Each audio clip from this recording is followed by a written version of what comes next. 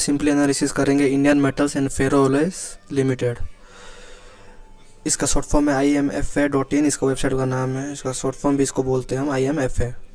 इसका BSE code है 533047 and NSE में इसका नाम है IMFA। इसके अबाउट में पढ़ते हैं क्या है स्टॉक क्या नहीं है। Indian metals and ferro alloys limited IMFA is a leading fully integrated producer of ferrochrome in India which is primarily used in the production of stainless steel. ये 1961 में सेटअप हुआ था। ये जो स्टॉक नहीं, ये जो कंपनी है 1961 को सेटअप हुआ था एंड इसका प्रोडक्शन है मेनली स्टेनलेस स्टील। इसका मार्केट कैप्चर अभी है 4751 CR, मीन्स अभी स्मॉल कैप का स्टॉक है क्योंकि 5000 CR से नीचे है। इसका CMP चल रहा है अभी 881 एंड 52 वीक हाई है 999 एंड 52 वीक लो है 472।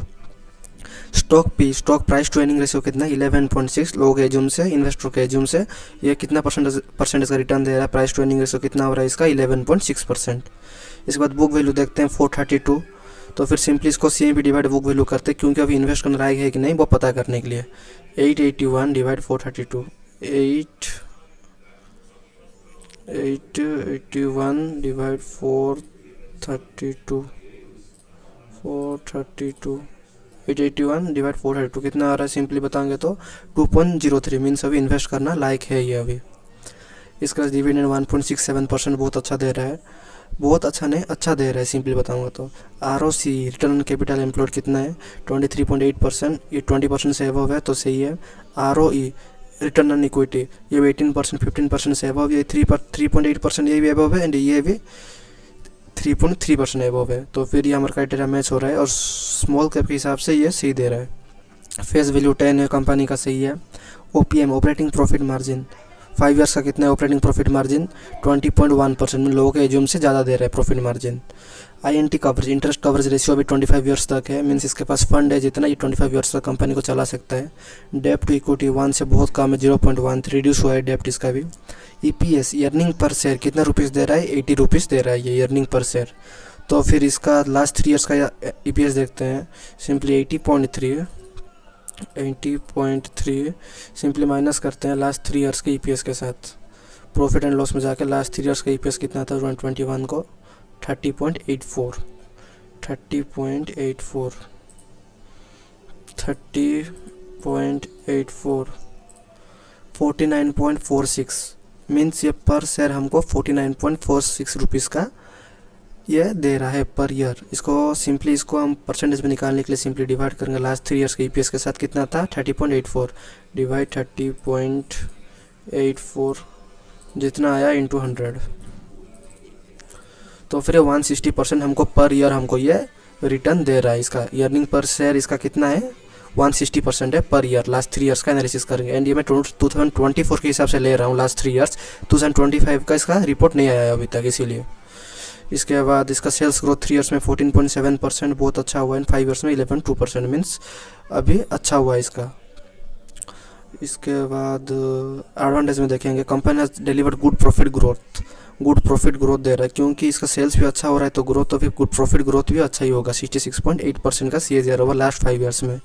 इसके बाद कंपनी हैज डिलीवर्ड पूर सेल्स ग्रोथ, इसका सेल्स ग्रोथ पास्ट 5 ईयर्स में बहुत कम दिया 11.2%, बट लास्ट 3 ईयर्स में अच्छा दिया है। इसके हिसाब से same stock Indian metals, Visa steel, same Century ये वगैरह सेम सेक्टर का है। कौन सा sector ferro alloys and industry क्या है माइनिंग मिनरल्स मेटल्स। इसके बाद प्रॉफिट एंड लॉस में जाके इसका सेल्स देखते हैं कितना है 2740 CR एंड एक्सपेंस हुआ है 2144 CR, मीन्स इसका ऑपरेटिंग प्रॉफिट मार्जिन कितना आ रहा है 22%, मीन्स अभी का इसका देखेंगे तो आप अभी का इसका प्रॉफिटिंग मार्जिन 23 से बेहतर है अभी क्योंकि 2022 में 31 था, इसके बाद 18 हुआ, अभी 22 है।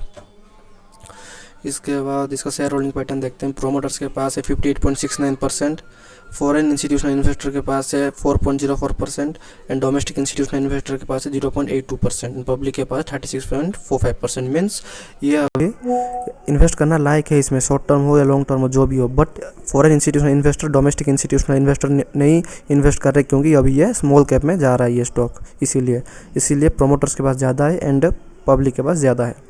तो फिर फंडामेंटली फुल्ली सही है लॉन्ग टर्म और शॉर्ट टर्म दोनों के लिए। एक बार इसका टेक्निकली देखते हैं, एक मिनट।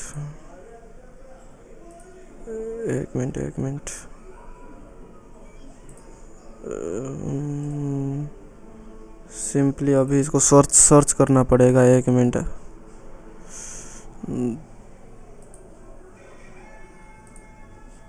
एक मिनट, कहाँ जाएंगे सर्च करने के लिए? धन ओपन करेंगे सिंपली।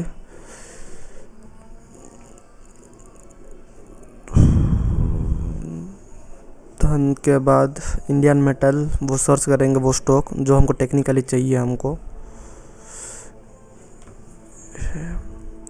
धन है, ज़ेरोधा है, जो भी आप ब्रोकर पे जाके आप चेक कर सकते हो एंड इसका टेक्निकली देख सकते हो आप। फंडामेंटल तो इधर धन पे नहीं आएगा इतना ज़्यादा, स्क्रीनर भी अच्छा आता है, पर टेक्निकली आप धन, ज़ेरोधा, ट्रेडिंग व्यू कहाँ भी आप जाके चेक कर सकते हो।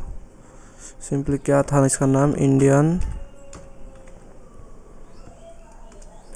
एलोए,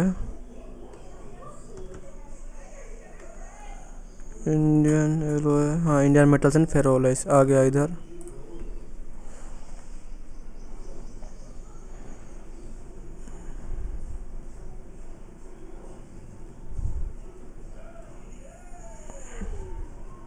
एक मिनट ओपन हो रहा है, 1 मिनट। ठीक है, आ गया। ये 1 डे कैंडल फ्रेम का एनालिसिस है एंड सिंपली बताऊंगा तो अभी ये चल रहा है 875 में, अभी करंट इसमें चल रहा है, इसमें 875 रुपीज़ में चल रहा है ये।